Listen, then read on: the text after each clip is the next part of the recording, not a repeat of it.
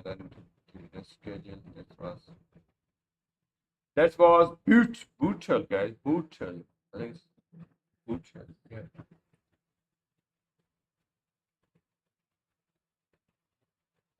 I'm not live.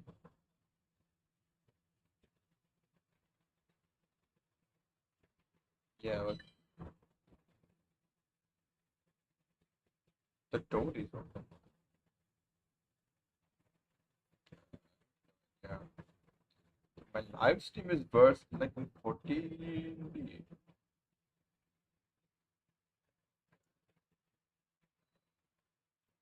Why it's showing me that my live stream is like very, very bad. My live stream is very bad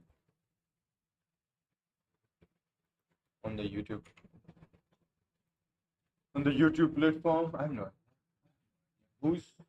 Oh, I have to change the. I have to change that. One thing I did not. Okay. Yes, guys. Talk about something like. Okay, it is.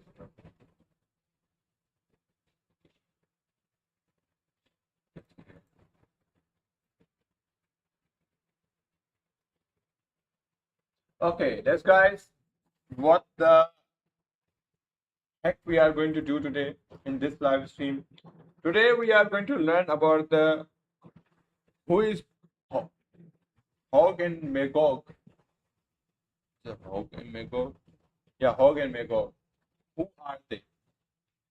It's all about the Jews, like Jews. What Jews rabbis think about the Hog and Magog, about Gog and Hog and Magog, and what they see about the Hog and Magog, and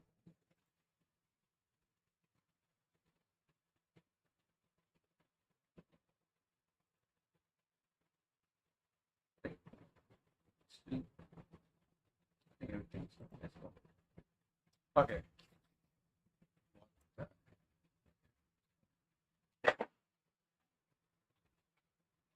Let's start the video. I don't think we need to do other things. Like we have to start like right now. I have to stop talking and let Rabbi talk about their mentality, what they think, what they believe in. But it's not about me. It's all about the Rabbi. Yeah, what they think. And I have no idea about the Hog and Magog. Like I know about the Hog and Magog. It's like a it's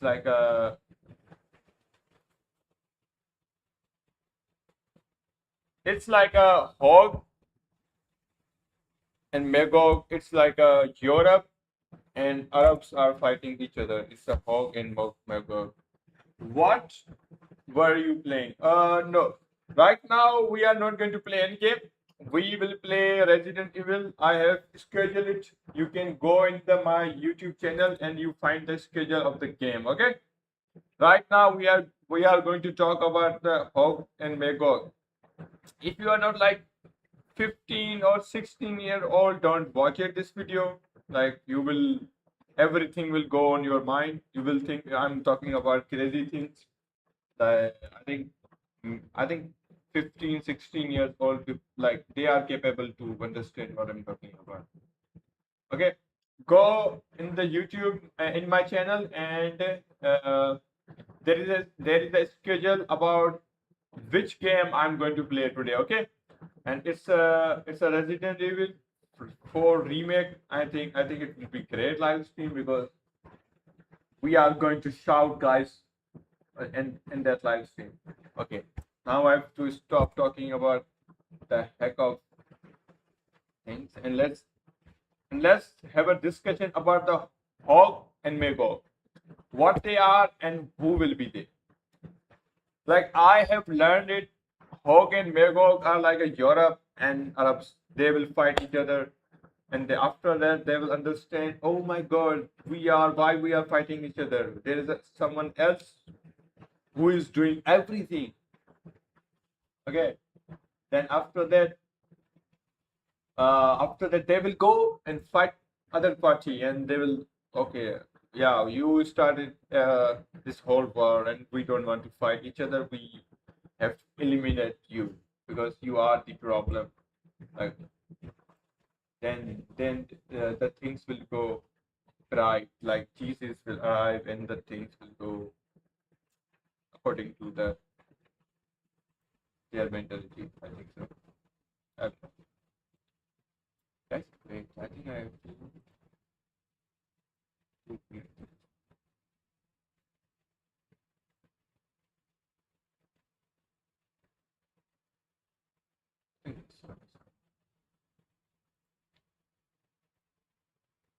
Yeah, I think so.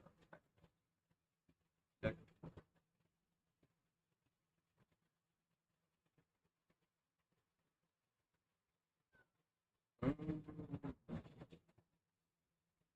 color correction. Color correction we can do.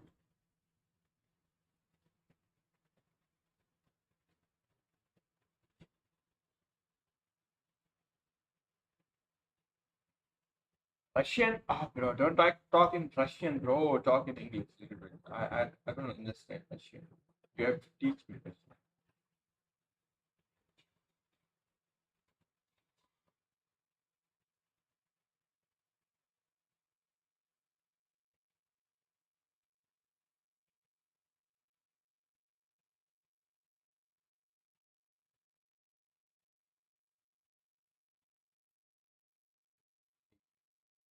Okay, let's.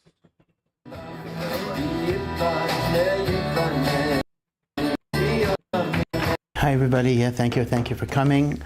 We're not in our usual place. We're in my day job, Yeshivat Or Sameach, and I want to thank Rabbi Poston and everyone else to schlep out and make a Rabbi is going to teach us about the Hog and Magog. Okay, that's why we are watching a Rabbi, because we want to learn about the Hog and Magog.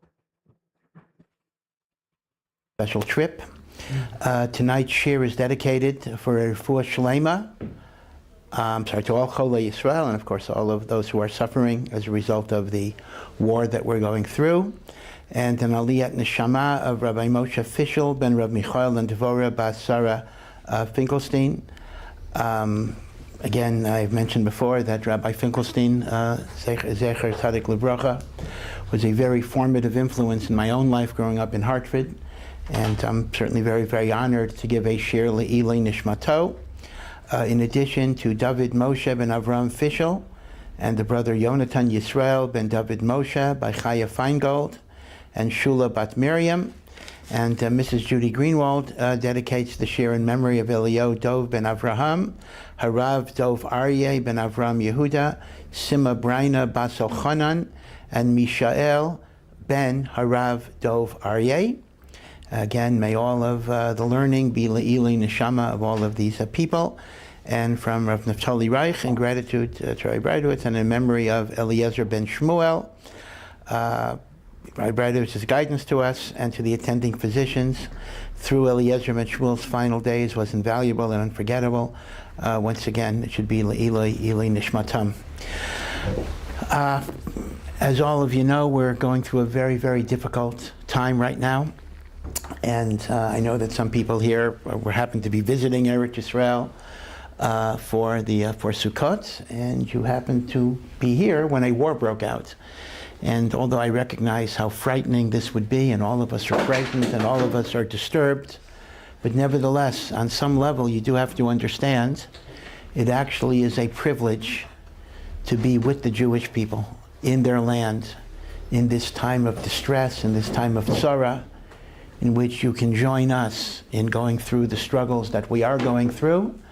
And your prayers will be added to our prayers to open the gates of heaven and bring down the mercy of HaKadosh Baruch Hu that we desperately need. And of course, I also want to say that we're all extremely grateful to the people even who aren't in Israel, who I know feel our pain, feel our suffering in many, many ways. Our pain, our suffering is their pain and their suffering. And I know firsthand how many tefillos they're offering, how much tzedakah that they're giving. And may the collective zechus of the people here and the people there throughout the world, Yidden come together. May it be a great, great merit for Am Yisrael to bring a Yeshua and a Geulah from the tremendous struggle that we are presently facing. You know, there's a well-known vort which had the events not unfolded as they would have unfolded, I was going to say, and I'm going to say it, but just to indicate ahead of time that it's actually not that relevant for the situation we're facing. And that is, people point out that we are approaching Rosh Chodesh Cheshvan. We are approaching Rosh Chodesh, the second month of the year. And Cheshvan is often called Mar Cheshvan, the bitter month of Cheshvan. And the common reason that's given is it's the one month of the year that does not have any special holidays.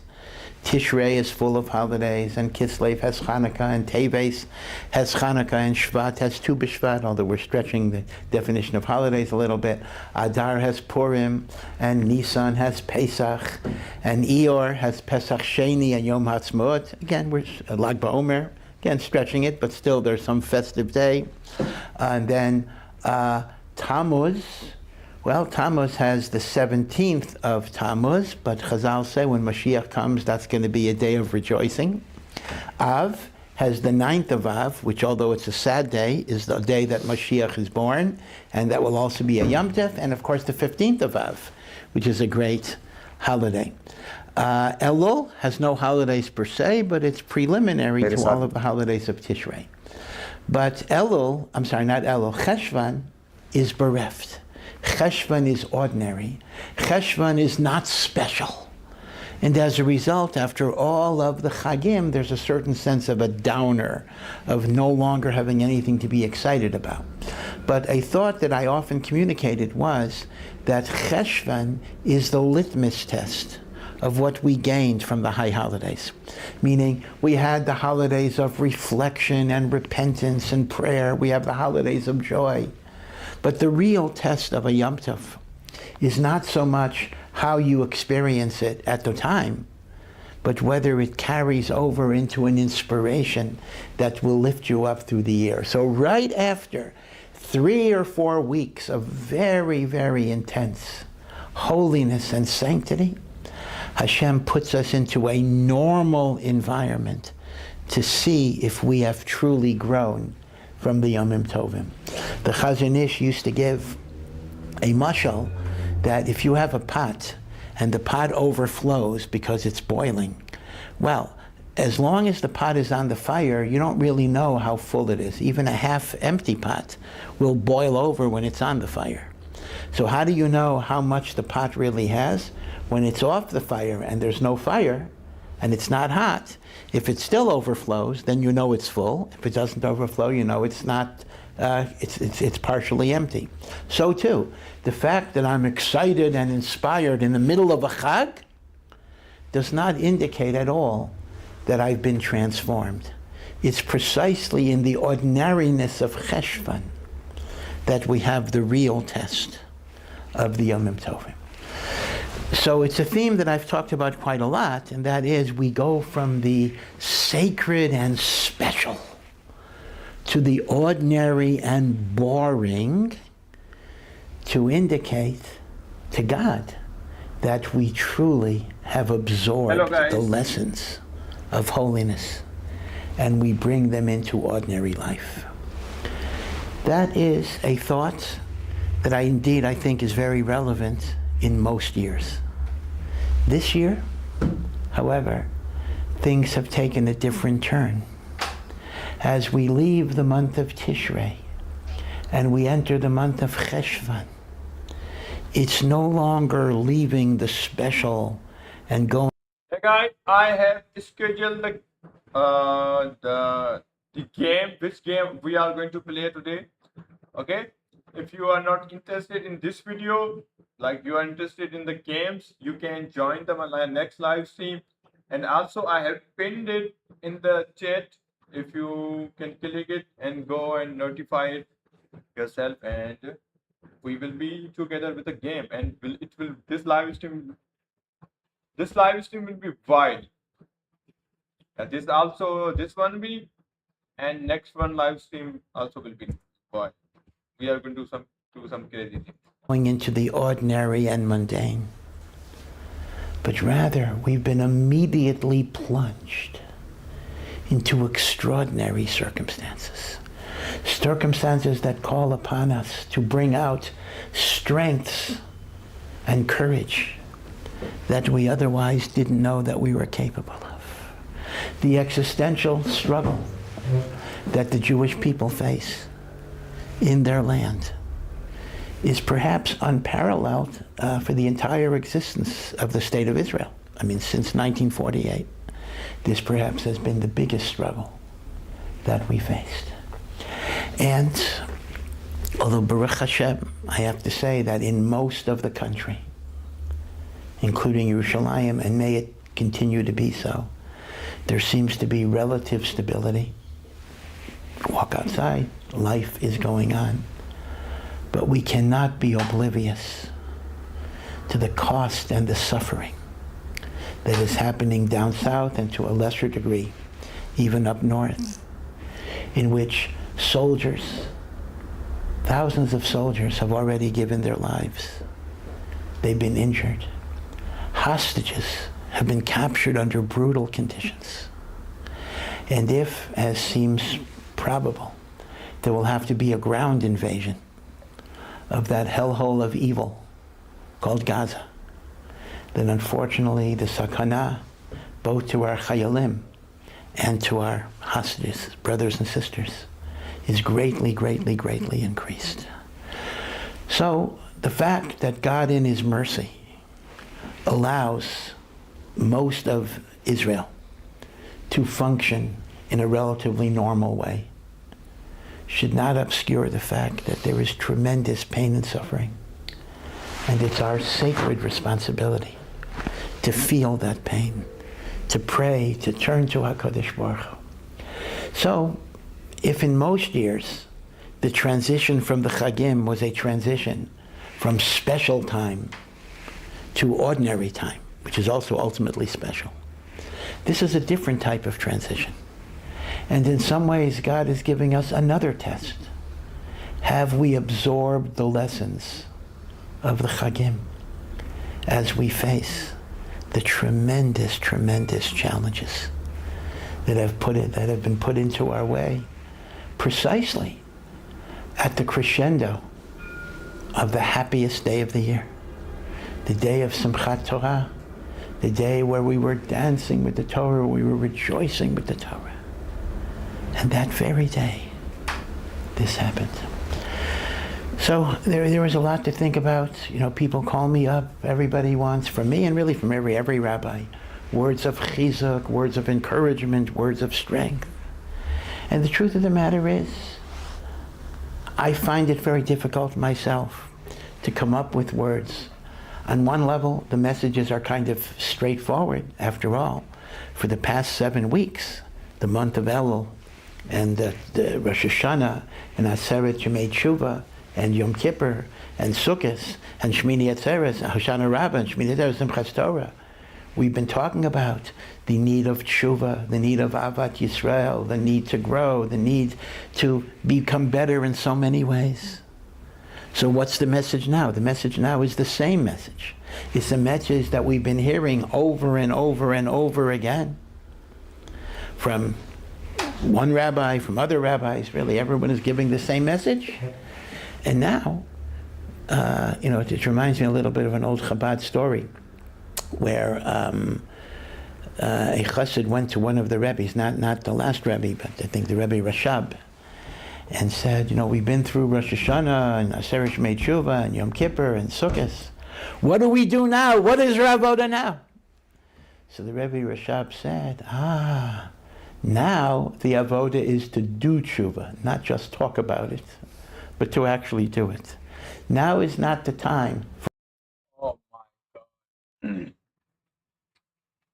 Like they actually believe it, they have to do it. They have to do it, like they have to create a situation. For talking, now is the time for action. So in many, many ways, I find it a little difficult to talk about the same things that we've been talking about. It's time to do it. and not just talk about it. So there are really 2 points that I want to talk about a little bit. And the 2 points are not necessarily connected, but they're 2 different aspects of the struggle that we're facing. The first, of which I am actually less qualified to talk about, but I think it needs to be mentioned a little bit, are some of the very frightening messianic aspects of this particular struggle, particularly during this time of year. If you remember the Haftarah from the first day of Sukkot, it is taken from chapter 14 of the Navi Zechariah. And Zechariah was one of the very last prophets at the beginning of the Second Temple period. And a lot of Zechariah's prophecies pertain to Mashiach, the apocalyptic struggles before the Mashiach comes, the wars of Gog and Magog, etc. And in chapter 14, he describes the wars of Gog and Magog, and he describes attacks against Jerusalem, and certainly against the land of Israel, in very, very graphic and striking detail. And there is a tradition that this is connected to the holiday of Sukkot, that Sukkot is the time of the wars of Gog and Magog. Now, Gog and Magog, although they are identified as nations, we don't really know who they are. There's all sorts of identifications, ranging from Russia, Ukraine, to Arab nations, to many nations in between. Of course, we have Russia, Ukraine, and the Arab nations, and the like. And Maral adds to the mix a very intriguing idea that the final exile will be a combination of Yishmael, which are the Arab nations, and Persia, which is modern-day Iran. And there will be a collaboration between Paras and Yishmael that will put the Jewish people at very, very great peril until the Mashiach will finally come. And that is connected to... Okay. But means according them, the Persian and Arabs will be together and they start fighting with Jews, like Israel. They will fight with Israel. Yeah, that's why. Sukkot. And don't forget, guys, they are also doing it, like they are creating a situation that Arabs and Persian can be together and they fight with one enemy. So although the Rambam warns us that we really do not know the details of Gog and Magog, we don't know the details of Chavlei Mashiach, the birth pains of Mashiach. We will only understand these things in retrospect, in hindsight. When everything happens, when Mashiach comes, we'll then be able to identify the different stages. But to try to identify those stages as they're happening is really beyond our comprehension. But certainly we have intimations that this is part of the Gog and Magog struggle, especially without getting into details of politics too much, when you consider that this Hamas terrorism was probably sponsored by Iran, based on $6 billion that the United States made available to Iran. Again, that's a contested argument, but there's some basis for it. And once again, is that not what the Maharal told us hundreds and hundreds of years ago? That the final pre-Messianic confrontation will be a collaboration, an unhealthy collaboration, between Paras, Iran, and Yishmael, the Arab. Remember, Iranians are Muslims, but they're not Arabs. They're considered to be Paras, Persia, and Yishmael are considered to be the Arab nations. So the notion of Gog and Magog is something that is both very frightening and very comforting at the same time. It's very frightening because that does indicate that there may be a long and difficult struggle ahead of us, and it may be filled with dangers and risks, sakanot and fear. Comforting, however, because it is the birth pains of Mashiach. Note the analogy of birth pains. Right? It's a very, very, very evocative phrase. A woman goes into labor. There's excruciating suffering. Before there was anesthesia, certainly that was the case. But out of that suffering comes life, comes growth, comes something new and beautiful. So too, the Messianic process is like a birth process. There is pain, there is suffering. But out of that suffering will come light and redemption and goodness. Maral points out that there's another metaphor that we use when we describe the Messianic era, and that is the sprouting of a seed. We say in the Amidah, Es Samach David. Samach is a growth. The seed of David will generate.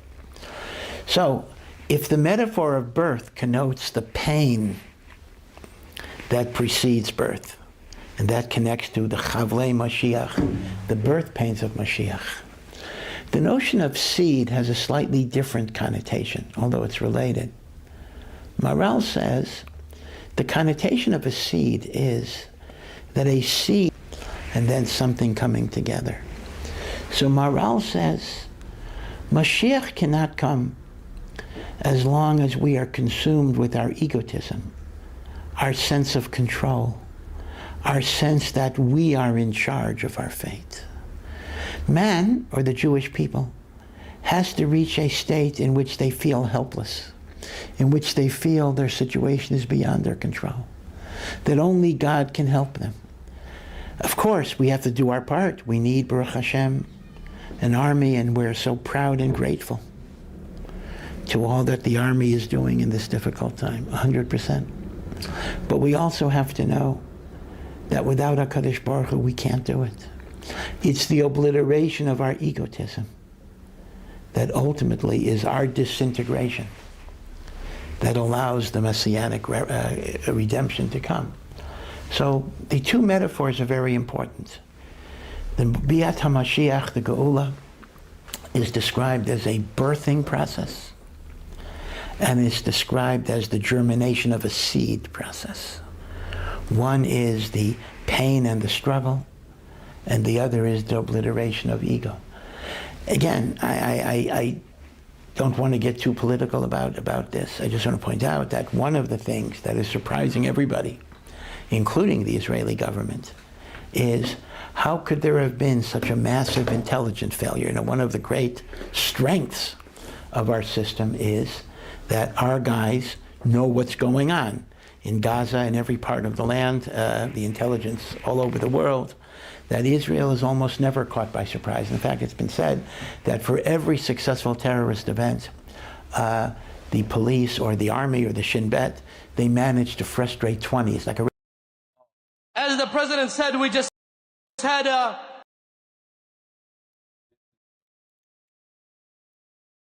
This is what's right. I'm going to talk about this thing. ratio of 20 to 1, quite amazing. You know, we hear about a terrorist event, we get very upset. There were 20 others that they managed to nip in the bud.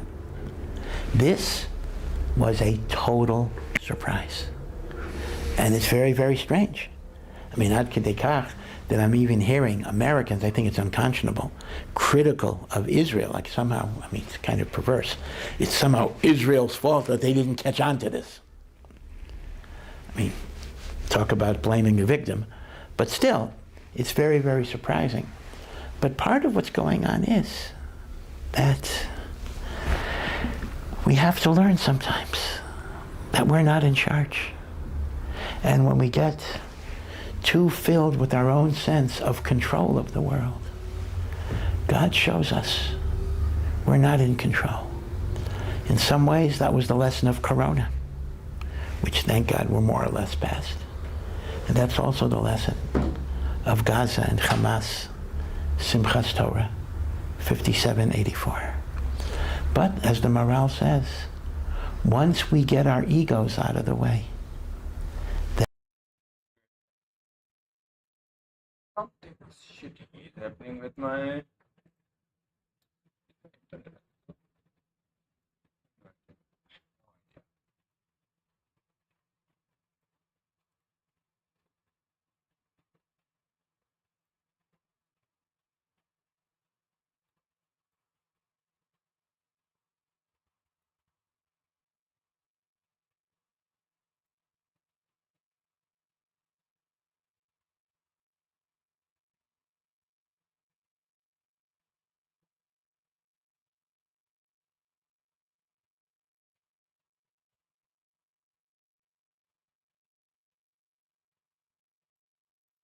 then we're ready for Geula, then we're ready for Mashiach.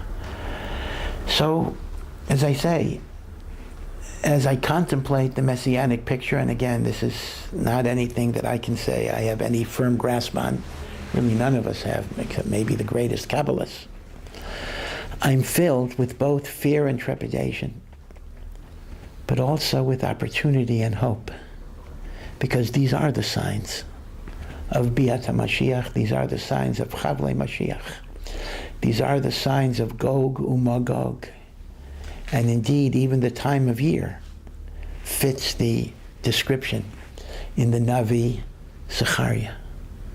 So there is hope, there is a reason to be hopeful. And Be'ezrat Hashem, we should see the Yeshuat Hashem very, very soon.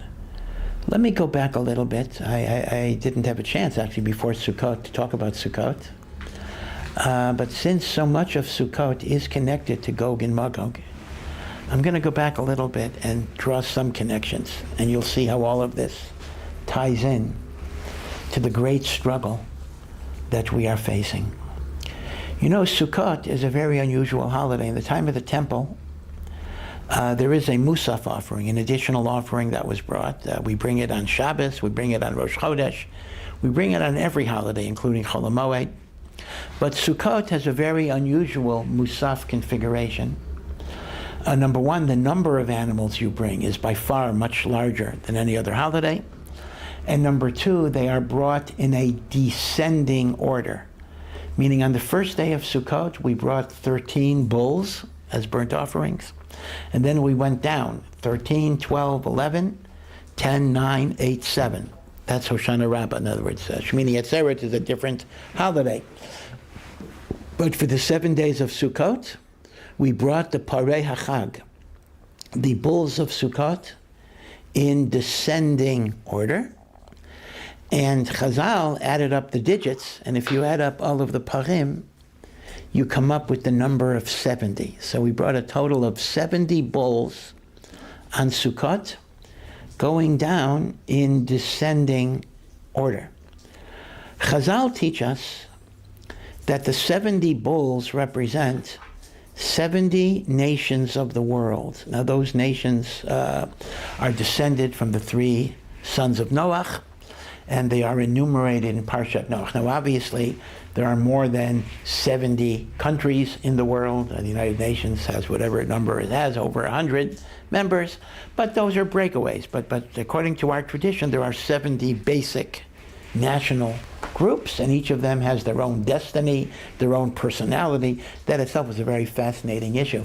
Do we believe in collectivist national personality? I mean, we tend to think in modern times that every individual is their own person, and to some degree that is true. You know, not every German is a Nazi, you know, for example, but nevertheless there is a certain national identity that exists. And these 70 nations, by and large, try to destroy us in various ways. And the notion of the Parei HaChag is we bring korbanot to diminish their power as we approach the Messianic era. So these are korbanot to weaken their evil influences. And since Sukkot is, in a sense, a reenactment of Gog and Magog, so we actually ritualize that through the bringing of the korbanot of the 70 nations. Now it's interesting, there's another take on it in the Gemara, where the Gemara actually says that the korbanot of Sukkot are korbanot for the blessing of the 70 nations. We're asking God to bless the nations. Now, in fact, the Talmud even makes the amazing statement that if the nations of the world would be aware of how much blessing we brought to them, they never would have destroyed the Beit HaMikdash. So we have two different aspects here. Are we bringing korbanot to be protected from them, against them? Are we bringing korbanot for them? And of course, if it's for them, you're going to have the problem, why are they diminishing in time? I mean, that doesn't explain that aspect of it. But in truth, I would suggest that these are not contradictory perspectives.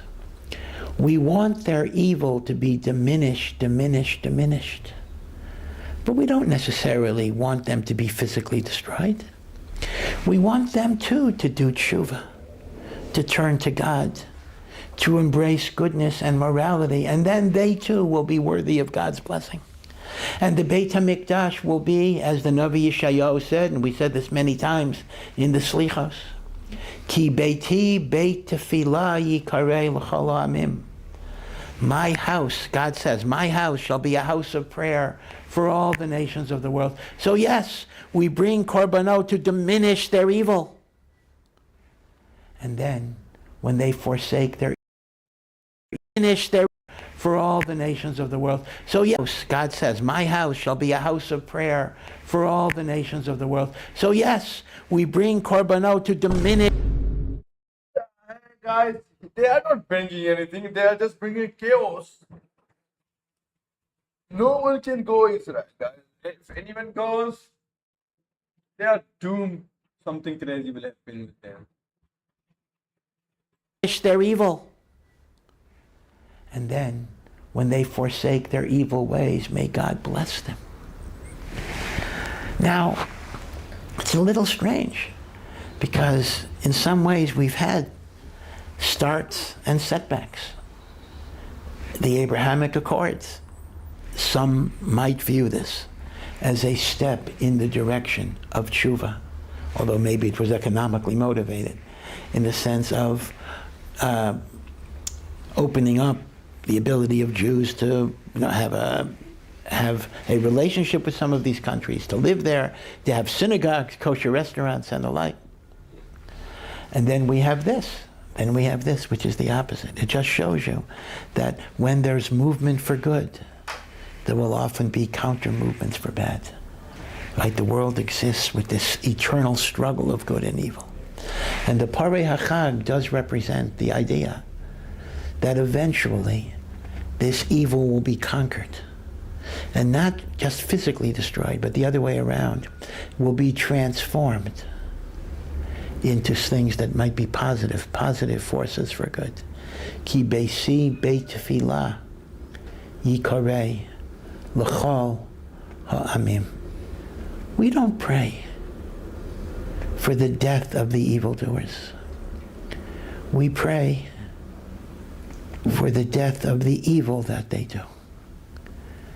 Now, if that means an individual has to be killed, then so be it. As sad and as tragic as that is. Haba l'hargacha, someone who is coming to kill you or kill your people. Hashkein v'harigla, we kill. We don't turn the other cheek. We don't believe in pacifism as an absolute value. We do what we have to do. I want to make it very, very clear that we can't accept appeasement. But I also want to make it clear that what might become necessary as a short-term objective is not, in essence, the long-term goal and purpose and desire that we have. God says, I do not want the death of the evildoer. We said this on Yom Kippur, Ne'ilah, many, many times. I want him to do tshuva.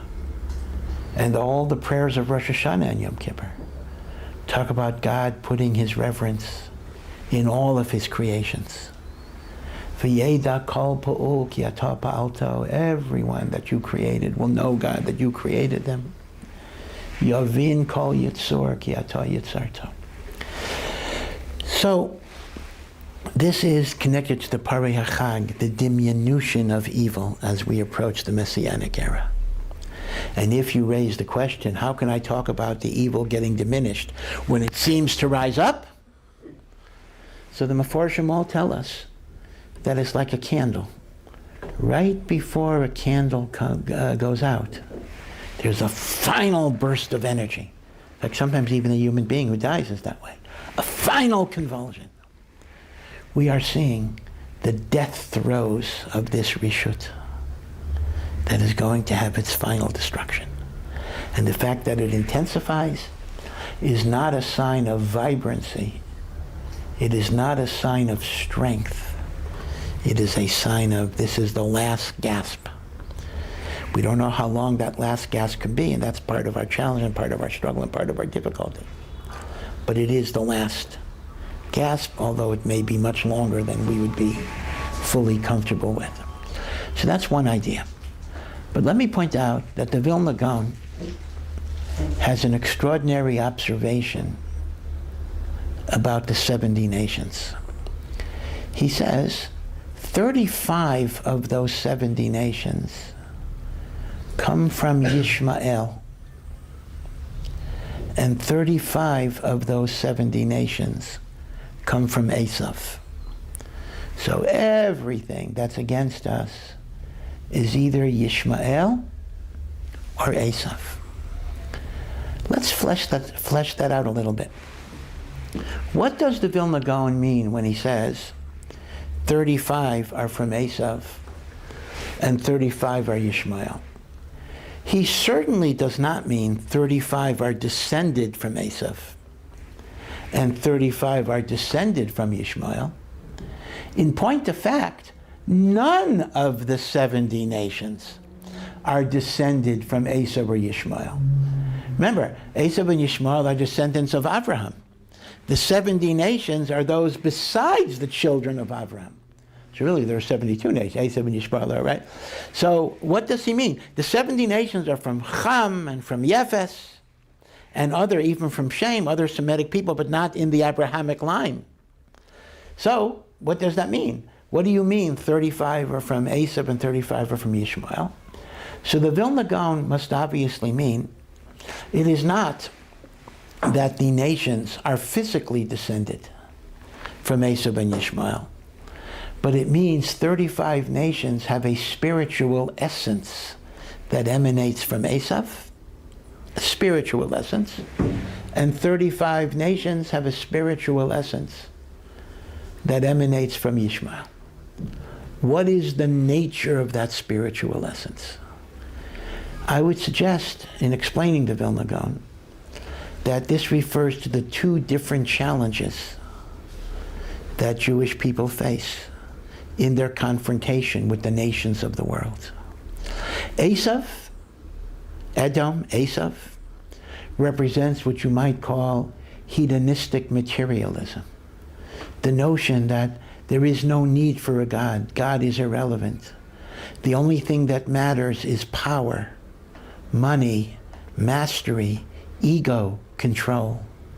Remember that when Esav was willing to sell the privilege of the birthright, which was a spiritual task, to Yaakov for a bowl of lentil soup, Esav said the infamous words, Hine anochi holech lamut. Behold, I'm going to die. Lama ze li bechora. Why do I need a birthright? Now, the simple translation, the way most people say it, is he's just saying, I'm so hungry I'm going to die. But the deeper meaning is this. He's actually saying, there is nothing beyond this life. After death, there is oblivion. Behold, I'm going to die. What do I need the service of God for? My goal is to enjoy life. My goal is to eat, drink, and be merry. For tomorrow, we shall die. So Esav, in whatever incarnation it has, represents a celebration of material decadence, hedonism, money, power, ego, in which God is banished from the picture. Now, that itself can take many forms. Sometimes it can be the ego and the power lust that results in a holocaust in which we physically get destroyed. And sometimes it could be the challenges of Western civilization, of decadence and materialism. In other words, it can take different forms, but the common denominator is, it is a power lust and a hedonistic lust, a lust for materialism, for pleasure, for power, for control. which can either get me in terms of threatening my physical survival, or I could fall prey to that very nisayon, in which I live a life of materialism, even if I'm from, right? I live a life in which I'm looking at, money and power and acquisition as the main thing of my life. Some people say sometimes the problem of the modern Orthodox Jew, I don't mean modern Orthodox as a specialized noun, I just mean the 21st century Jew, even if they're religious, is they sometimes look at the mitzvot as 613 problems they got to get around. Meaning, instead of saying, this is my life is what I want to do, but I got these mitzvot I got to work around in various ways. So, Esav is the challenge of living a life devoted to the material and not to the spiritual. When we look at the challenge of Yishmael, we see a very, very different type of idea. First of all, Yishmael, has been pointed out, is the only one of our adversaries that has the name of God in their name. Yisrael is us, Yishmael. And it is said that Yishmael, in some ways, has a dark spiritual energy. Just like physicists say, there is matter and antimatter. There is something called dark spiritual energy. Yishmael, it is said, has a certain power of prayer that God responds to in some ways. It's been pointed out that they pray 5 times a day, and we only do that on Yom Kippur, although their prayer service is short. They have circumcision. They have certain zechuyot in a perverse way. So unlike the Esav that creates a life that is minutak from godliness, in which God is simply ignored or disregarded, Yishmael is a besmirching of godliness, in which God is claimed and then co-opted for immoral and evil impulses. In fact, it's no accident that technically the excuse of this Hamas terrorism, this thing is called Al-Aqsa, meaning they're connecting it somehow to some imaginary desecration of the Temple Mount. In other words, they come up with some religious, granted it's totally fraudulent, but that's how they mobilize people, by calling upon God. That's why suicide bombers, are martyrs that go to heaven, whatever it would be. So the difference would be that the challenge of the Esavs of the world is to create the ethic of hedonistic materialism. The challenge of the Ishmaels of the world is religious fanaticism that uses God for corrupt and immoral ways.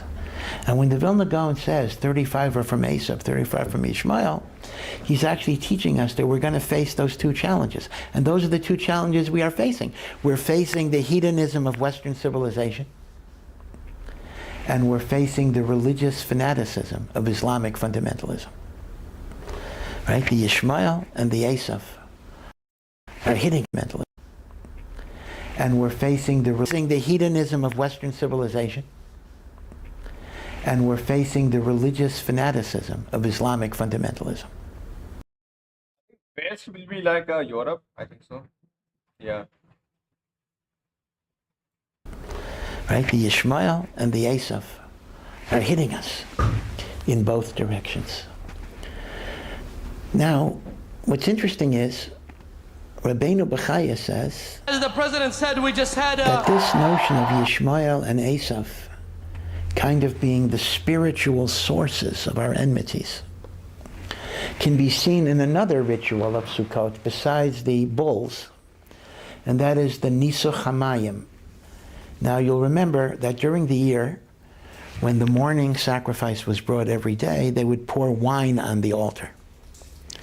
On Sukkot, we also pour wine on the altar, but we augment the pouring of the wine with the pouring of the water. There's water and wine separately that are poured on the Mizbeach, And in fact, they would draw the water from the shiluach, the crack of dawn, and the preceding evening would be the great, great parties in anticipation of that event that were called and are called to this day as a commemoration, Simchat Beit HaShoeva, the joy of the drawing of the water. And Chazal say, he who did not experience the joy of the drawing of the water did not experience joy in his lifetime. So today, we don't have the Beit HaMikdash, we don't have the actual drawing of the water, but we have Sukkos get-togethers that are still called to this day, Simchat Beit HaShoeva. In fact, the Talmud says there's a bit of a pun here. Shoeva means drawing. You're drawing water, but it also means you're drawing divine inspiration, divine prophecy. The Talmud Yerushalmi says that Yonah the Navi, Yonah the prophet, didn't want to be a prophet. That's why he didn't want the job that God gave him. But he became a prophet because he was so happy in the Simchat Beit HaShoeva, he got zapped with What the heck? divine inspiration. So be careful. You lose yourself in Simcha, you never know what might happen. So here's what Rabbeinu Bechaya says. He says that when David HaMelech in the book of Tehillim talks about the suffering of the Jewish people, he sees with a prophetic eye all that we're going to go through. He says, Banu ba'eshu v'mayim, we have gone through fire and water because of your name. So says Rabbeinu Bechaya, fire refers to the persecutions of Asaph, and water refers to the persecutions of Yishmael. And once again, it is a remez that it is Asaph and Yishmael that are the ones that are the primary destructive forces in our lives in the ways that I explained it. So Rabbeinu Bechaya says very beautifully, since Asaph is described as fire, and fire generally has a reddish color, the pouring of the wine on the altar represents the eventual tshuva of Asaph that will come back to God. And on Sukkot, the pouring of the water on the altar represents the eventual return of Yishmael, fire and water. So whether you view it in terms of the parim, the 70 bulls, 35, whose power gets diminished, or whether you view it in terms of the wine and the water, which is Aish and Mayim, which is Asaph and Yishmael, you see that the one takeaway from Sukkot, among many, many takeaways, is the eventual defeat of the powers of Asaph and Yishmael, but not necessarily by their physical destruction, but by their returning to God and being reunited in the Beit HaMikdash, Ki Beiti, Beit Tfilah, Yikarei L'chol Ha'amim.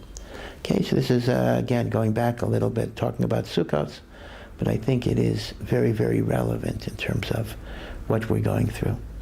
So now I want to take this analysis a little further. And that is, when we talk about an enemy outside of us that's threatening us, there's a well-known fundamental idea that that which is outside of me can have power over me only if there's something within me that resembles that negative force, meaning the Amalek, although we're not talking about Amalek per se, but Amalek outside can get me only because there's an Amalek inside of me. When there's no Amalek inside of me, then the Amalek outside has no power. It's an illusion. It vanishes.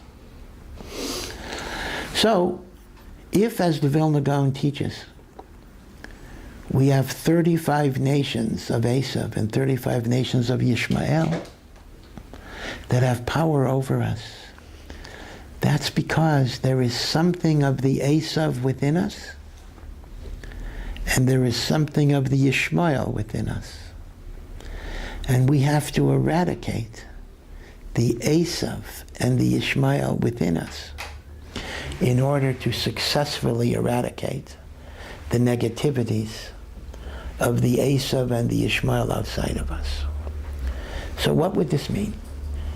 If we've identified Esav as hedonism, pleasure-seeking, materialism, rendering God, even if you formally believe in him, kind of an irrelevance in your life, then that would translate in a lack of passion in serving God. So even if I do mitzvot, if I look at the Torah as a burden, if I look at the Torah as something I'd rather not be involved in, if I look at mitzvot as a bother, if I'm complacent, if I'm indifferent, if the pleasure and materialism of the world is more significant to me than serving God, then that's the Esav voice within me that's talking.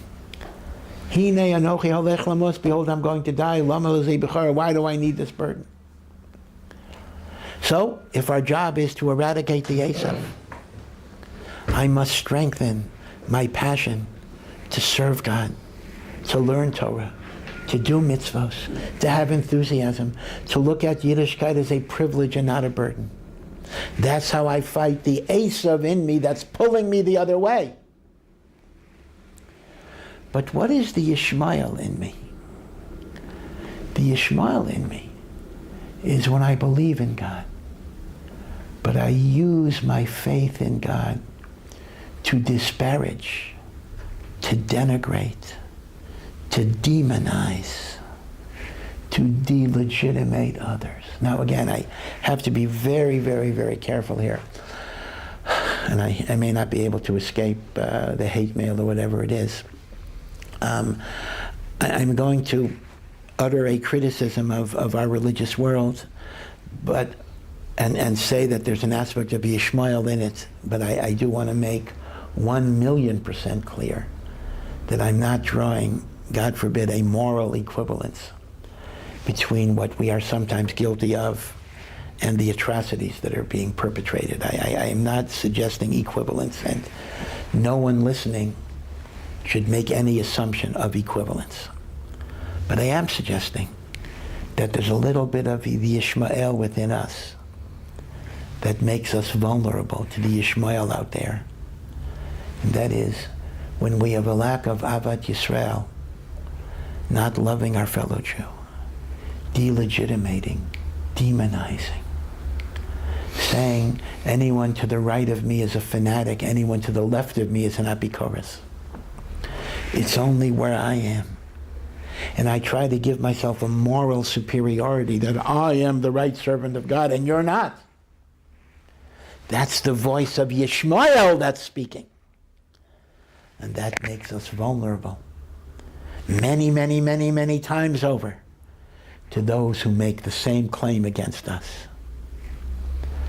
So, if the challenge of Esav, to fight Esav, is to be menatek, remove ourselves from materialism and hedonism, the challenge of fighting Ishmael is to embrace our fellow Jew, religious or not, with love, with care, with concern, with Avat Yisrael. You know, the war has overshadowed everything else, but if you just think back a few weeks ago, we were going through a very long period of time in which there was constant fighting, bickering, attacks. Sometimes it came from the religious, who were demonstrating and blocking traffic over draft laws and the like.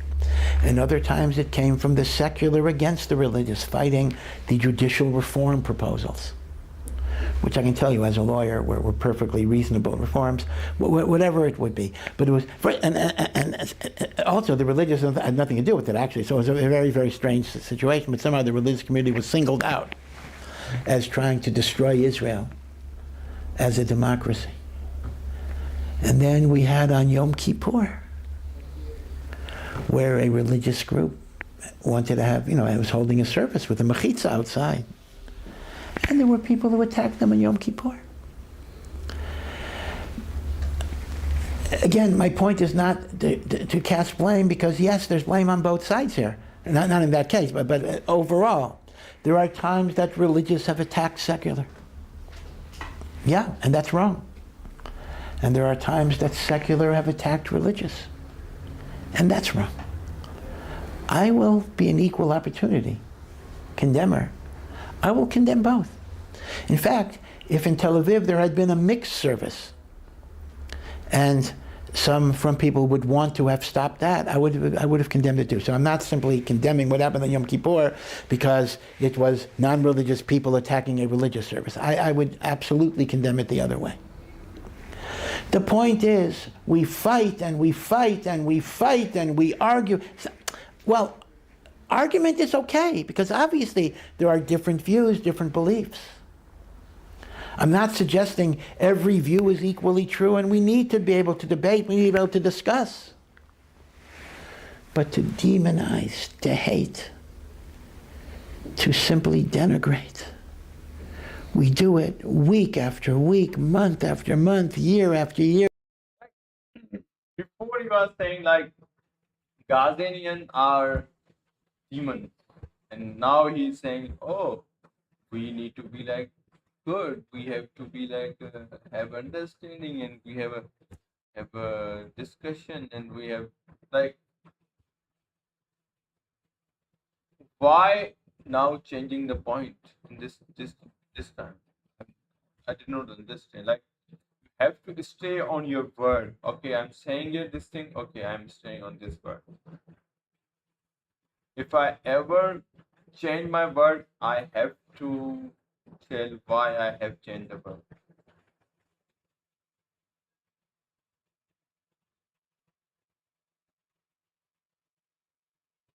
That's all. Decade after decade,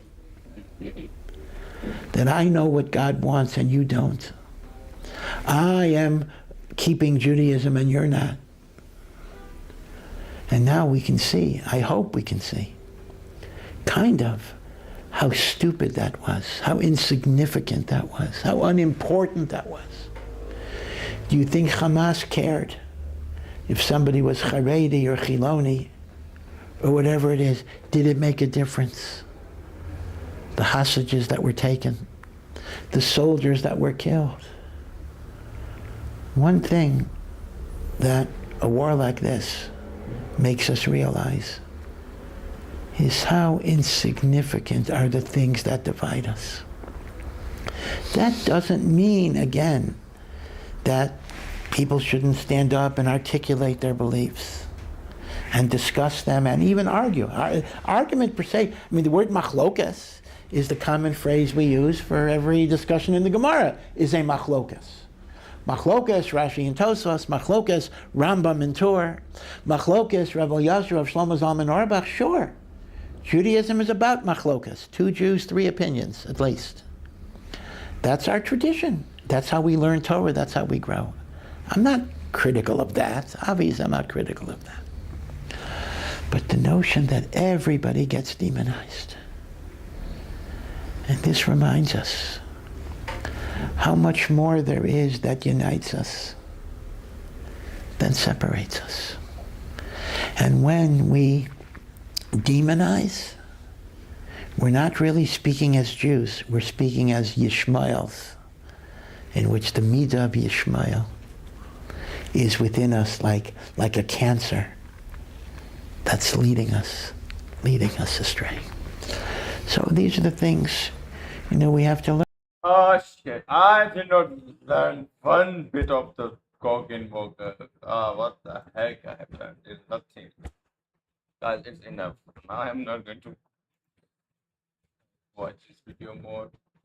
Okay guys, let's talk about on this thing. I want to talk about it. Guys, I think these are worst Muslim I ever have seen it. We as Muslims stand with let's let them talk. Michiganders, good afternoon, Michiganders. As the president said, we just had a positive meeting with President Trump. We as Muslims stand with President Trump because he promises peace He promises peace, not war. We are supporting Donald Trump because he promised. Oh my God, this is too much, guys. This is too much. What the heck he's doing? It's...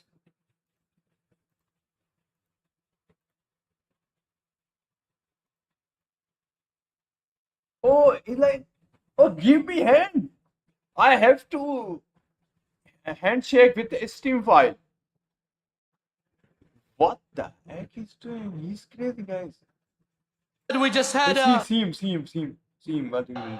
a positive meeting with President Trump. We Yeah, that's... as Muslims stand with President Trump because he promises peace. He promises peace, not war. We are supporting Donald Trump because he promised to end war in the Middle East and Ukraine. The bloodshed has to stop all over the world, and I think this man can make that happen. What the Steam file?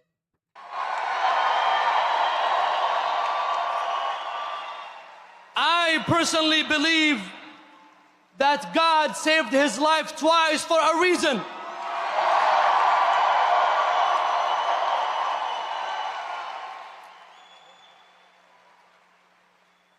I believe personally that God has saved his life for a reason, which is to save the lives of others. Like staying here on this stage is it's showing it, guys. They support Steam files, guys. If you support it, maybe you are the Steam file guys.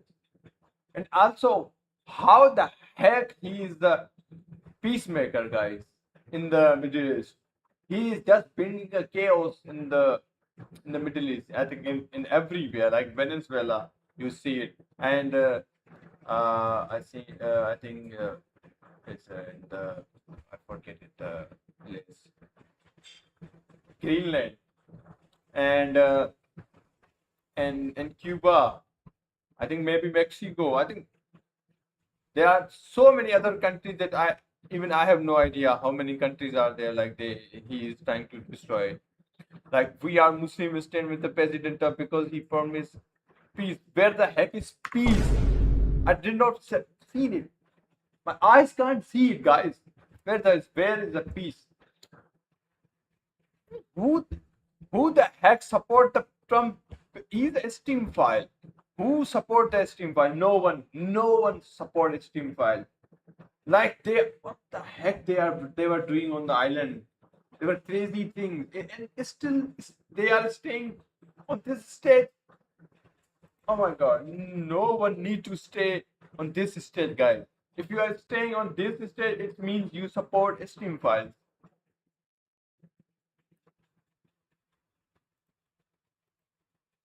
Five teachers from the imams. What the heck? These are imams. I think these need to be like beaten on the road, guys. This old man is too much. Like, what the heck? Staying with the Steam file. I never stay with the Steam file.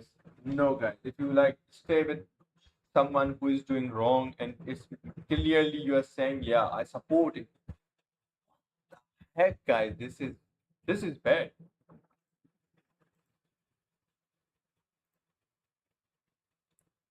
Like, this is the leader, guy. Our nukes test was for the peaceful purpose. We challenge no one. But if you think you can capture North Korea with like Venezuela, remember you are playing with the fire.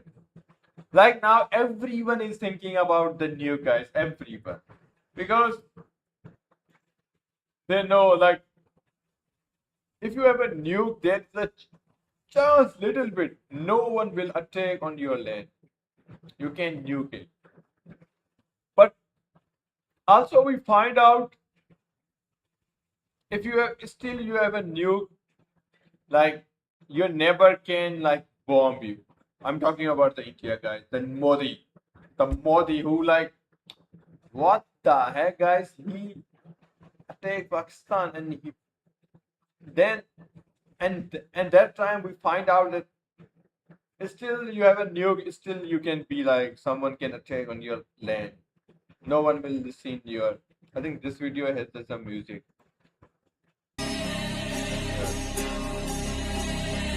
I don't have that. Let's show up. It's a new web video. Okay. That's why you have to have some kind of. Okay, guys. Like UAE International Finance Center in the Dubai has just been extended. Guys, yesterday they were saying we are the our land is no one can attack our land. We are the safest country. Now they are like everyone knows what the heck is happening with the Dubai, and no one can film. I think who is this person is filming? I think he can be like captured. Yeah, there's a possibility because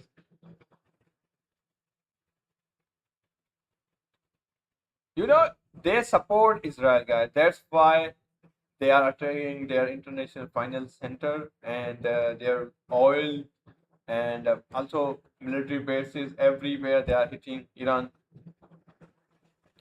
because if they did not like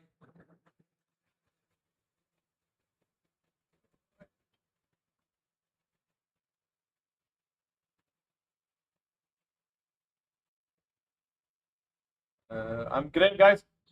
Right now I'm talking about this war situation. If you are not 16 or 15-year old, please don't stay on this live stream. We will be doing a next live stream and you can join our next live stream and we are going to play a game. Okay, and right now we are going to have a talk about this situation is happening right now. And listen this cue. We start wars, we send Christians to fight them. Christians are our brooms. What the heck, brooms? The origins of Christianity and how it wasn't an accident, but it was a gift, possibly a mistaken gift, that Yaakov Avinu gave Esau. You will live by the sword. You will serve your brother. This is what Yitzchak tells Esau. Yitzchak tells Esau, you'll live by the sword. You'll serve your brother. Literally, that means that, the Jews will have the shul, will have the house. And if you need someone to clean it, you call one of Esau's descendants to clean it. What the heck? Oh my God. What is the meaning that Esau hated Yaakov because of the bracha? Again, we translate it literally. You will serve your brother. The word ta'avoid, serve, has another meaning as well. You will worship Hashem. What does avoida mean? Avoida means service, but avoida means worship also. And this is the prophecy of Yitzchak Avinu, that the Christian world will worship Klal Yisrael as their God. V'rav yavoid soyer. And the older brother, not will serve the younger brother. The older brother will worship the younger brother as their religion. That Shem predicted from the beginning of time that Esau will worship a Jew as their religion. That's the nevuah of Yitzchak Avinu. That's the nevuah of Shem. What an astounding nevuah. And if you want to know why Esau hates Yaakov, it's not because we're socialist. Guys, after watching these kind of videos, like if I'm hoping Christians are watching these kind of videos because they need to watch these kind of videos. Like still, they are not. Like, they are clearly saying that Christians are their brooms. Like they killing their houses. Like if in the wars, Christians die for their self, for their self. And still Christians are saying like Jews and Christians are together. It's false, guys. It's a lie. Every person is telling to the Christians. Their political peoples are saying lies to them, and they have to wake up, guys.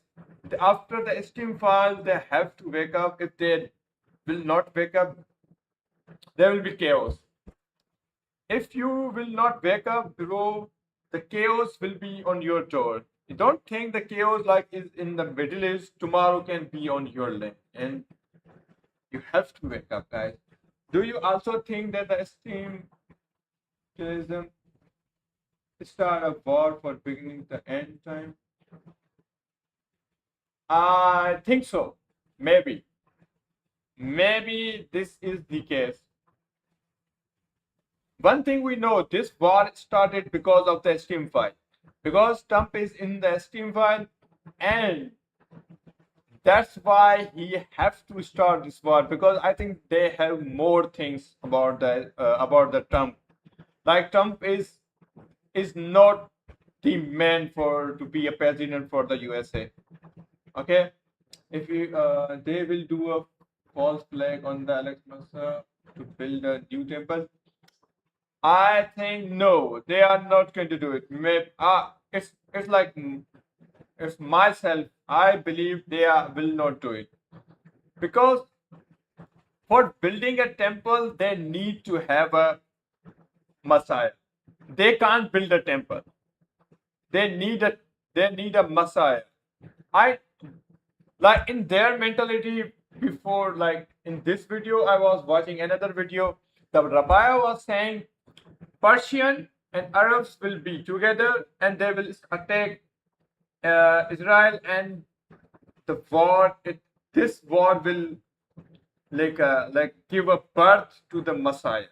Okay, that's why they are like trying to unite Arabs, and they can know that the Israel is the enemy. Then they can fight, and then after that the Messiah can arrive. They want to have.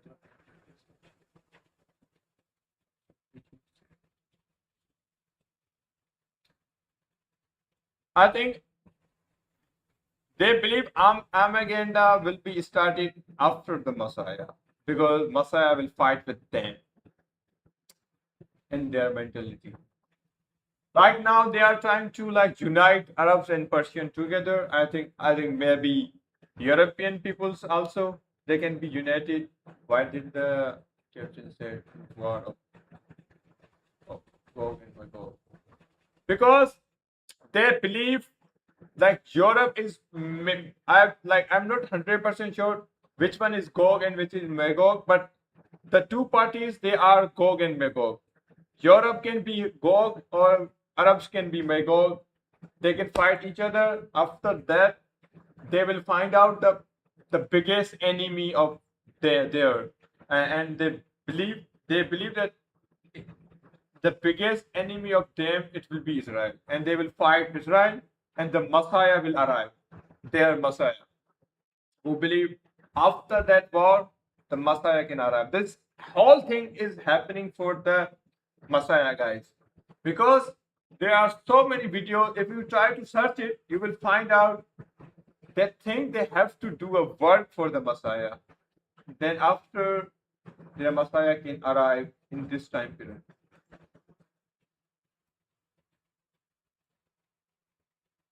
Work mean like bringing a chaos in this world and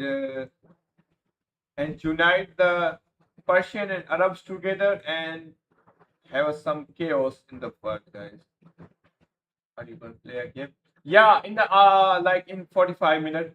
Right now, still this live stream is going on. I'm going to end this live stream in 20 minutes. After 20 minutes, I'm going to start the game. Okay. If anyone is waiting for the game, please go in my YouTube homepage. There is the schedule about the game when I'm going to play a game. Okay, please go there and get a notification about the game. Okay. Yeah, in 45. What game? Resident Evil. This will be wide, guys. I'm thinking. Okay, let's learn from the professor, Professor Jane. I think sometimes he says weird things, but most of the time he has a sense, like he's making a sense.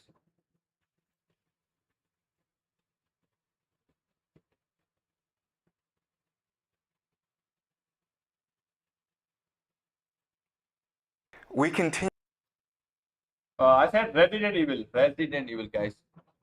I think I have pinned a game. Which game we are going to play? I have joined your Discord. Oh, that's great, bro. That's great. If you want to share anything crazy or any kind of thing, it will be great. We can do a reactions like when we have a, like 10, 20 people in the Discord. Continue our now. Okay. Let's learn from the Professor Chain. I think. No, I did not have watched this video. Analysis of the U.S.-Iran war. And in this war, there are three major questions that will determine the outcome of this war, as well as the world afterwards. Okay, and these three questions are, number one, will the U.S. launch a ground invasion? So right now, the United States and Israel are primarily focused on a air war, striking Iran from a distance. In the past, we would call this siege warfare. And as long as it remains an air war, the United States can choose to de-escalate and withdraw from the Middle East. They would lose this war, but the loss would not be catastrophic. Whereas if they choose to launch a ground invasion, it would escalate very quickly, and they would be trapped in Iran for the next 5 to 10 years. It would be a catastrophe whether or not they win or lose. Because in order to fight a ground war, the United States would have to institute a national draft where a young man, as young as 18, would be forced to join the army and be sent to fight in Iran. Okay? So that's the first big question for us. Will the United States send in ground troops? And remember, there's the idea of mission creep, where maybe in the beginning you're like, I'll send in 1,000 troops to do a small mission. But then it doesn't go well, so you send in 2,000, okay? It slowly creeps up. It's what we call mission creep. And that's how the United States embroiled itself in Vietnam. All right, so that's the first big question. Second big question is, will nukes be used? Yeah, There's a lot of concern. this is the big question. Like, where it can, there is a possibility that nuke can be used. Online that Israel is preparing a nuclear strike on Iran because the Israelis don't like how the war is going, and they want to reclaim the initiative.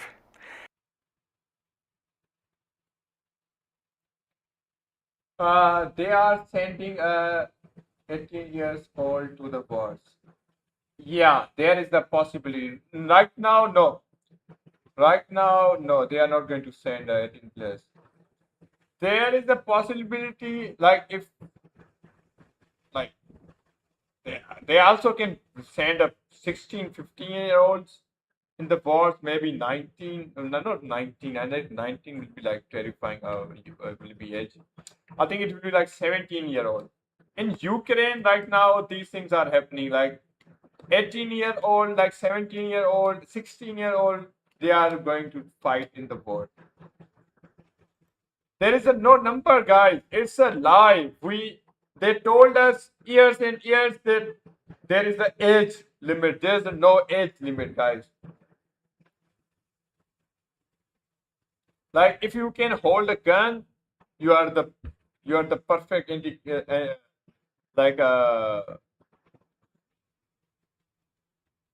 no, like a possibility you can be in the war. Nukes are a taboo in geopolitics.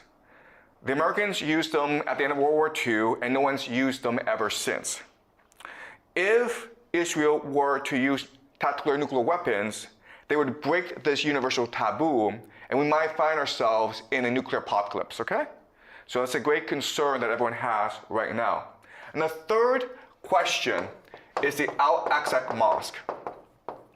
This is the third holiest site in the Islamic world. There's Mecca, there's Medina, and there's the Al-Aqsa Mosque.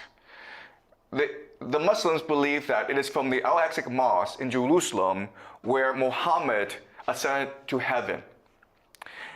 And the Jews believe that the Al-Aqsa Mosque sits on the site of their temple, which is the house of God. So religious Jews, extremists, want to destroy the Al-Aqsa Mosque to rebuild the third temple.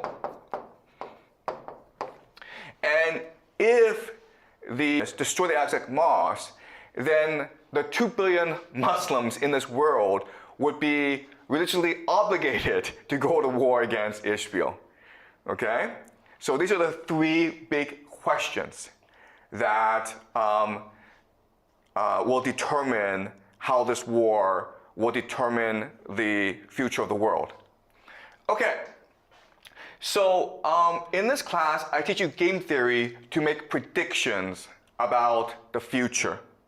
So right now, I'm gonna make 3 predictions, and then I will show you my analysis as to how I make these predictions, okay? Now, what's important to understand is that these are only my guesses based on my analysis. And whether or not they turn out to be correct will determine the validity of my analysis. I don't have inside information. I don't know more than you do, okay? I'm just working out of public knowledge and doing game theory analysis. So according to game theory, this is yes. The United States will send in ground troops. According to game theory, this is no. And number 3 is yes. Okay? So what I'm going to do is spend the next 2 classes explaining to you my game theory analysis as to how I come to these conclusions.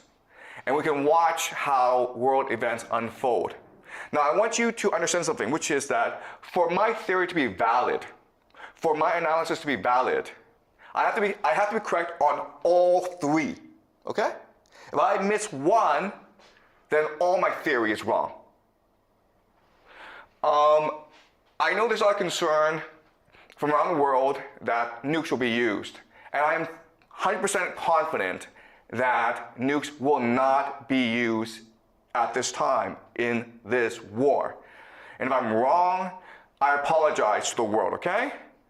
But at the same time, we'll all be dead anyway, so it doesn't really matter, all right? Okay, all right, so let me explain my analysis, okay? So remember, today, what I'm going to do is do number 1 and number 2, explain to you why Israel will not use nuclear weapons and why there will be a ground invasion. And then next class, I'll explain number 3 to you, okay? That's a plan for this week. All right, so to understand what's going on, I need to teach some basic geopolitical theory, okay? So in military affairs, in geopolitics, there's a concept called escalation ladder. Escalation ladder. Okay?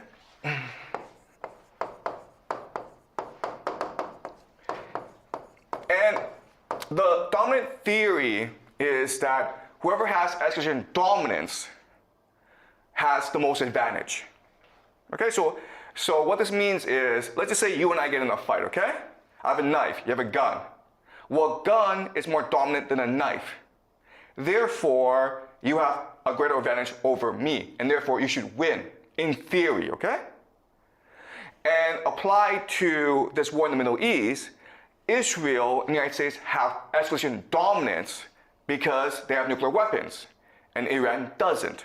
Therefore, the United States and Israel have a huge advantage over Iran, okay? But what I will show you today is that this theory is incorrect. It actually doesn't work that way, right? So let's start off with a very simple example. Let's just say that 2 people get into a fight, okay? A and B. And how the escalation ladder will work is that maybe A and B run into each other, okay? And then A says, hey man, say sorry. And then B's like, it's not my fault, you say sorry, okay? So there's a conflict. And it's usually a very small conflict. No one knows why, and no one knows who's at fault, okay? So they start cursing each other, okay? So the first step is a conflict. Second step is they start cursing each other, right? Screw you, screw you. And then they might start pushing each other, right? Push, push. And then they hit each other, okay? Punch, punch. And then they start the fight. And then one pulls out a knife and the other pulls out a gun. All right? And then B shoots dead. A, fight over, right? Okay. So there are certain things that we need to keep in mind about this example. First of all, the fight is not contained in itself, okay? You cannot perceive this game as just one between A and B, who's physically stronger. There are other players involved as well. Okay, so for example, there are spectators or friends. There's a crowd watching you, okay? This is important because there's also the police, right? Eventually the police will come, the government, and they'll ask people, hey, what happened, man? Whose fault was it, right? And also, for people who are religious, there's also God, right? If you die, you have to go up to God, heaven, and God's going to ask you, hey man, how did you die? So you have to explain how you died, all right? So in other words, in this escalation ladder, there's 3 factors that you have to consider that drive people up this escalation ladder. These 3 factors are, of course, emotions. Second is power. And the third is reason or logic. Okay? And what drives people up is adrenaline. In other words, it is impossible to skip the escalation ladder, right? You don't go from like, hey, screw you, to like the guy pulling out a gun and shooting you, okay? You have to go up step by step by step because adrenaline is rushing in your system. And this adrenaline, it's making you more angry, but it's also making you stronger and more resolved. And it's also telling you how to fight this battle, okay? And the thing to remember about this is really important, is that it's not about how fast you climb up the escalation ladder, okay? If you get too angry and you overreact, then you are at fault, right? What you want to do is climb it up strategically, and that means you have to remain calm and controlled. Because if you remain calm and controlled, you have 3 advantages over your opponent. The first is focus, second is clarity, and the third is focus, you're clear, and resolve, okay, sorry, resolve. Okay? What this means is like, you know what you're doing, you have a strategy, you're clear about how to achieve your strategy and your goal, and you are determined to achieve it, okay? But in order to have all 3, you have to remain calm, and therefore you need to control yourself as you climb up this escalation ladder. Because remember, it's just not about being your opponent, it's about justifying yourself to your friends, to the police, and to God as well. Because you might hit that person, he might go to hospital, and you've won the fight, but then you go to prison for 10 years, in which case you've lost the fight, okay? All right? So the main idea I want you to remember is this, and this is the law of escalation.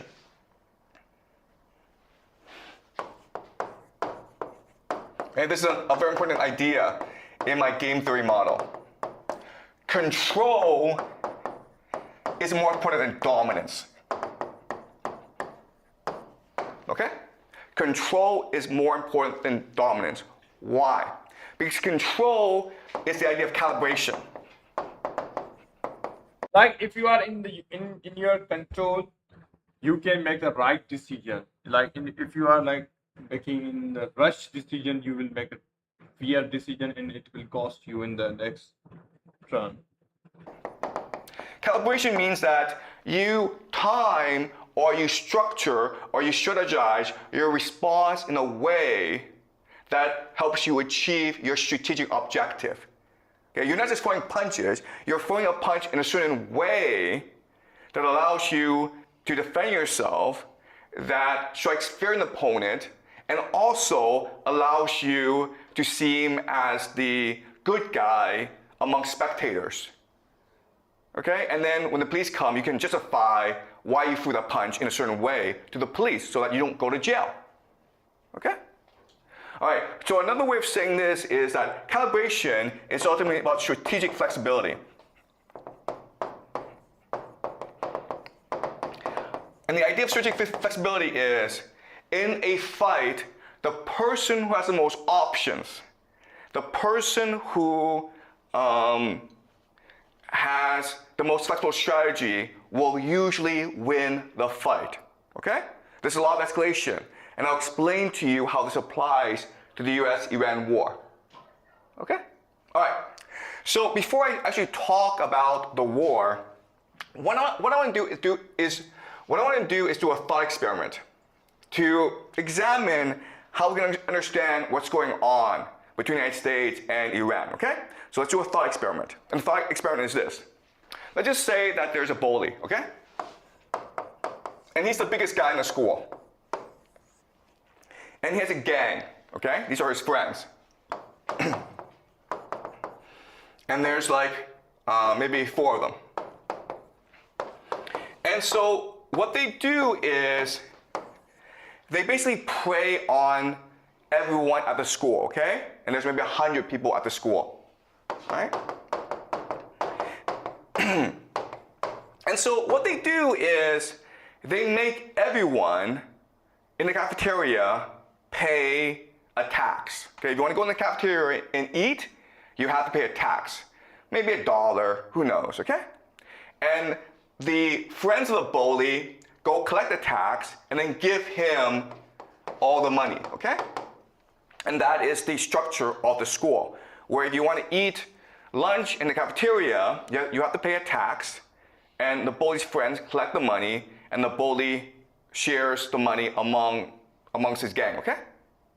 Now, at first, people are okay with this system because they think that it's actually beneficial because the bully is keeping the peace and order in the cafeteria, right?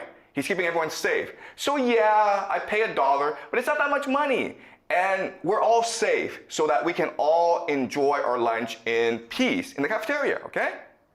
But then what happens over time is that the bully gets more and more arrogant because he feels invincible. Everyone just obeys him. So he develops the idea of hubris. And the idea of hubris is that no one has the courage to challenge me. Everyone's afraid of me, and therefore I can do whatever I want. So what does he do? Well, the first thing he does is that he charges more money from everyone, okay? So the tax goes up, and so people are disgruntled about this. Okay, they don't understand why they're paying more to the bully, okay? But not only that, but what he will also do is pay less money to his friends so that he can have more money because he wants to buy a car or he wants to go to Paris for the summer, okay? Does that make sense? Okay, so everyone's not happy about this, but this is the reality that they live in, and there's nothing they can do about it. And so people just put up with it.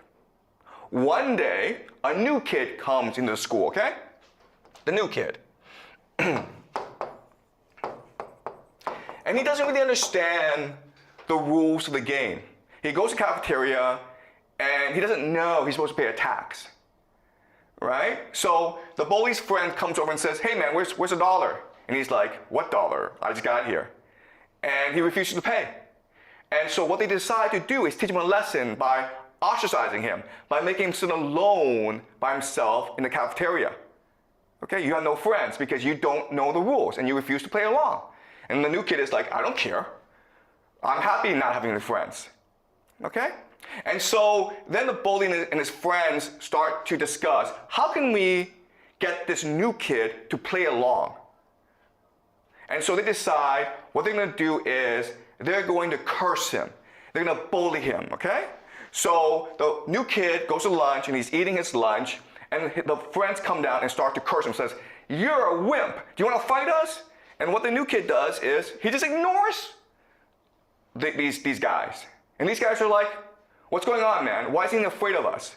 And slowly what happens is that the other people, the other kids, recognize that, wow, maybe it is possible to rebel against the bully. Maybe it is possible not to pay these stupid taxes. And so they start talking to him secretly, okay? They give him presents, they start to smile at him, they say hi to him, okay? But the new kid just ignores everything, right? And then the friends are like, you know what? We don't actually benefit this much from this relationship anyway. Maybe if we appoint this new kid as the new bully, the new boss, he'll treat us better. And then you have other friends who are like, you know what? This bully, he's fat, he's ugly. Maybe I should be the boss, okay? So just because a new kid comes in, doesn't know the rules, and he's willing to challenge the reality, challenge the assumptions, the values of this cafeteria, now there's dissent. Now there's rebellion going on, okay? And different people are talking to him and trying to form alliances with him. But what he does, and it's really, really interesting, is that he just ignores everyone and keeps focused, okay? And then one day, the bully's friend comes over and says, you know what, you're a wimp. And the new kid finally says, I'm not afraid of you, okay? And then this friend goes back and tells his boss, hey, this new kid said, he's not afraid of you, man. What are you gonna do about it? And the bully gets really angry and says, I'm going to go punch his face, okay? So the bully goes in front of the new kid and says, if you don't apologize, I'm gonna punch you in the face. And the new kid's like, what did I do wrong? What should I apologize for? And the bully's kind of confused, so he goes away, comes out the next day and says, you apologize now, man! And the kid's like, okay, for what? Tell me to apologize for what? And this goes on for a long time, okay? And then eventually, the bully gets so pissed off that he punches the new kid in the face, okay? So he started it. The new kid, he's hurt, but he decides to punch the bully back in the face, okay? And the bully's stronger, so he beats the bully up. So he beats up the new kid. But what's happened now is that everyone in the school has seen that the bully is not that strong.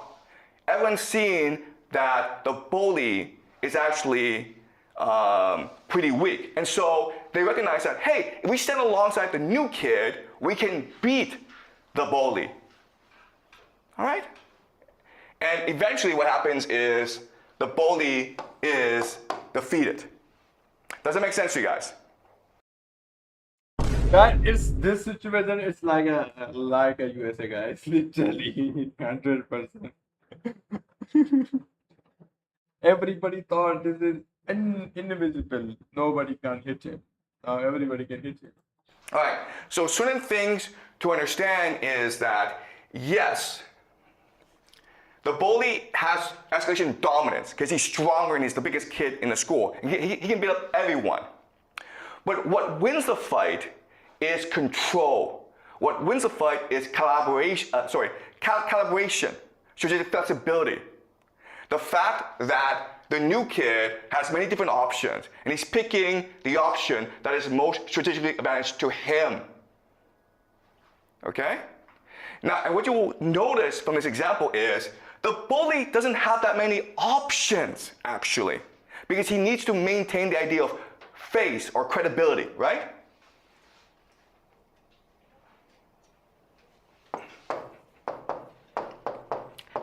Like, bully can like talk with him and make him, okay, I will pay you. Like, you will like show when we are surrounding other people, you have to show me a respect, okay? Like, literally you are afraid of me, okay? Then bully will be start getting famous again, and this new kid will be like, leave alone. Like, he have to pay $1, Like if he pays $1, bully will give him back $1 when they are not surrounding. Simple. Even their friends don't need to know it. It's all about the bullies and the new kids talking behind the scene. This is the best choice. Like he got a bully. Or there's not guys. You fight like like surrounded by other people. You can't do it. This is the essence of his power. His power lies in the fact that if you do not listen to him, if you do not obey him, he will come and beat the crap out of you. Right? That's credibility. And but the moment that you show that it's actually not that big of a deal to be punched by him. He's not that strong. Then he loses all credibility. Okay? Which means that he either retreats or he's forced to strike harder to kill you. Okay? To maintain his credibility. So another way of saying this is that by calibrating your movements strategically. Okay guys, we will be keep watching this video tomorrow and we will learn more about the police. How to deal with police. I think this video's title can be how to deal with police. Simple.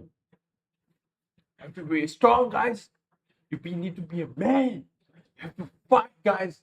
If someone has a wrong ideas about you, you have to show them, guys. You are not just a. What are you watching? Professor Chang, bro. Professor Chang. He's a professor in the Canada, I think maybe China. I think he's in the China or maybe USA. He's a professor. He just make up predictions about crazy things. Like he made a prediction about the game. Oh, about this war like 2 years ago. Not right now.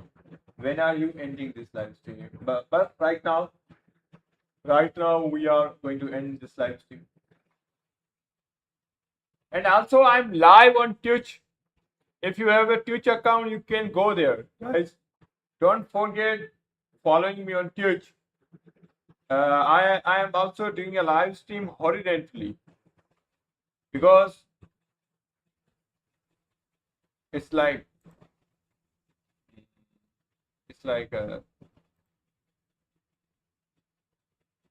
a good, yeah. Doing a horizontal live stream on Twitch is a good thing, right? That's why I'm doing it there. You can join it, and also you can join Kick. Oh, yeah, I was talking about the bullies, guys. How to deal with bullies. Like if you are like now. Yeah, yes. Right now. After ending this live stream, in few minutes I will start a live stream. You can see your next live streams when I'm going to start it. There is a pin. You can see a pinned live stream in the chat. Go and click the pin live stream and go and get a notification. Okay.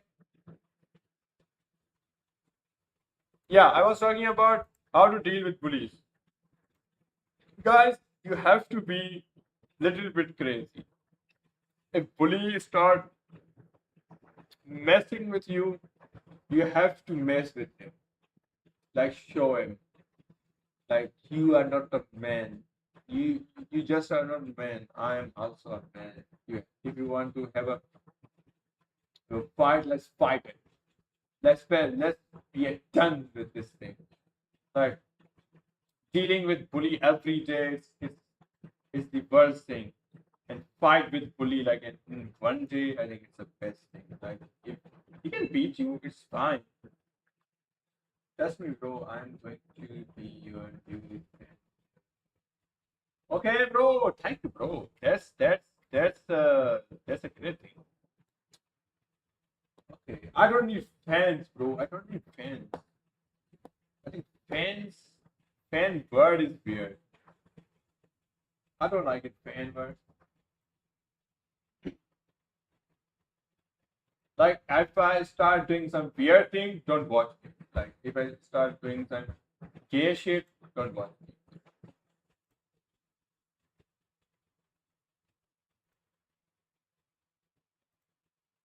Yeah, I was talking about the bully. You have to fight with bully, guys, if you want to be stopped. If you want to stop a bully like bullying you every day, why you don't like fans? I think fan word is like too much.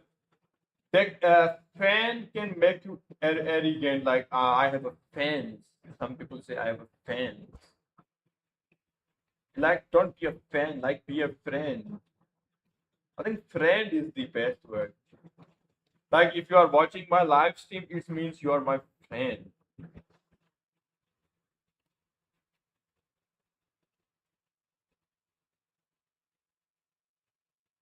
I will respect you. Like you are a fan.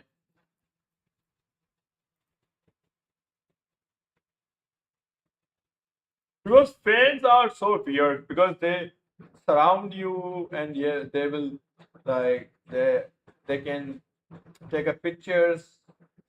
Your no problem, bro. Okay, guys, I think we have to end the live stream. We have passed out the 2 hours. Yeah. Yes. Okay. I will be back with a game and Resident Evil 4 remake, and it will be wild. I will be shouting every time we see something crazy. And that's okay. And the live stream. Assalamu alaikum, guys.